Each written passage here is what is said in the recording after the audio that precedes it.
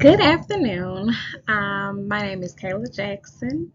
I am reviewing the topic of resolving legal and ethical challenges in counseling.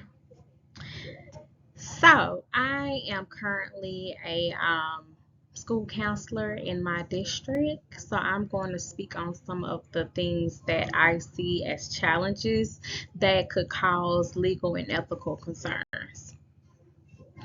So, first, excuse me. Our objective is to identify the legal and ethical challenges involved in school counseling and how they may be resolved. So, we must first ask ourselves, what are some of the legal and ethical challenges in school counseling? Well, from experience, I believe confidentiality and its limits, and counselors are needed to develop relationships with students and have an understanding of confidentiality and communication, and it helps to build trust. So confidentiality is needed, and it could be a challenge. Respecting differences in cultural values and traditions. Well, in some cases, counselors allow themselves to not be aware of other cultural values and result to imposing them on their students. So my third challenge with legal and ethical issues will be providing equal access to opportunities and support.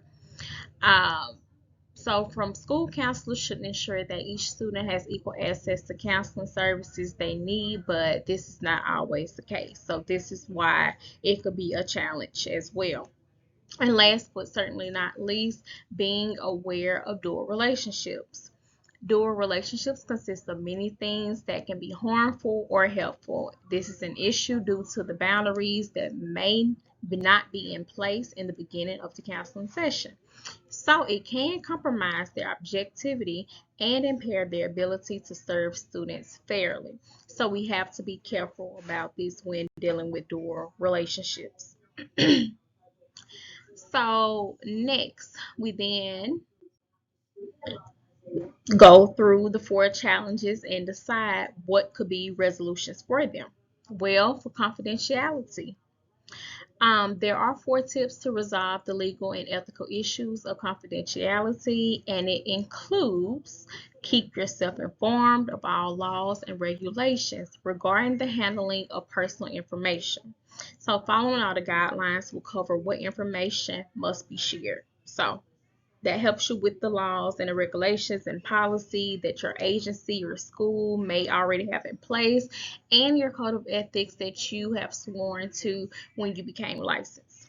Number two, don't share information with people who don't need it. This is a big factor because information should only be given to authorized people who need it to make decisions regarding the care of a specific child. Sometimes you will have, you know, granddad, aunt, sister, cousin, things in that nature, and they will all believe that they should have information on that child when that is not the case. So you must make sure that you are following the legal background and legal policy on that area as well. Number three, keep written information in a safe. This is very important. Personal information should not be left laying around for other parents or staff members to see. Keep information about the children in a safe place out of the way of prying eyes. Some information, such as social security numbers, should be in a locked file, cabinet, or office. We see cases in this world every day about identity theft or scammers and information being stolen. So it's very important to not be on the other end of the stick, so to say, when it comes to keeping written information privately and in a safe. So this is a easy fix when it comes to legal and ethical guidelines and you saving your job. Number four, don't gossip. This could be just talking to your friends about an issue, just looking for, insight on how to handle it, things in that nature. I get it, and many of us do, but still, it can cause a legal and an ethical problem. So you should only share the information in a concise and informative manner with the people who need to be informed. Uh, the next issue, cultural values and belief. So the things that I have listed on this picture or things that make up characteristics of people, values, beliefs, cultures, and things of that nature.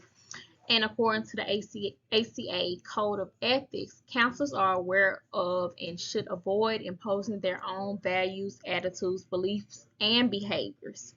Counselors respect the diversity of clients, trainees, and research participants and seek training in areas in which they are at risk of imposing their values onto clients, especially when the client's values are inconsistent with the client's goals or are discriminatory in nature. So all this is saying is that regardless of what your issues, values, beliefs may be, make sure that does not affect your judgment of others and the thought process of someone else if it differs from what type of thinking that you're used to doing. And that's what makes it important to avoid legal and ethical concerns in that nature. Number three, equal opportunities, non-discrimination in counseling. Um, we can say that we don't see discrimination, in the workplace or whatever profession that you may do.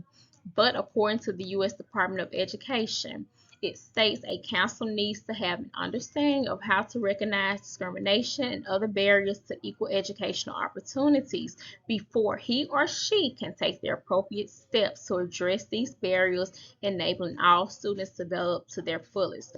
As a school counselor, you have to make sure each child is receiving their adequate support and they have everything they need to be successful. If they don't receive that, of course, that opens up a room for ethical and legal concerns, and that's just an easy fix. Just make sure you're treating everyone fairly and giving all students the adequate amount of opportunities that they need. And last and certainly not least, dual relationships. Determine if it is necessary or avoidable. Quoting from our textbook, Remley and Hurley stated, if the counselor believes that the risk of harm to the client is greater than the potential benefits, the counselor should decline to enter the dual relationship and refer if needed. An explanation should be given to the client so the client can understand the rationale for not proceeding with the problematic part of the dual relationships. And this can go for anything and anyone, regardless of the circumstance.